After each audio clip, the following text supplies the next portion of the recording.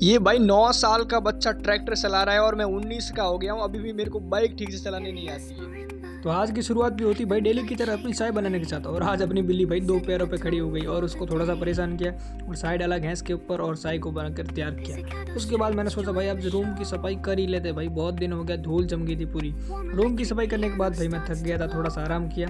फिर मैं चला गया नहाने के लिए और एक चुटकी में नहाकर आ गया। उसके बाद आ गई मेरी लिटिल सिस्टर, उसके साथ खेला, थोड़ा सा टाइम स्पेंड किया।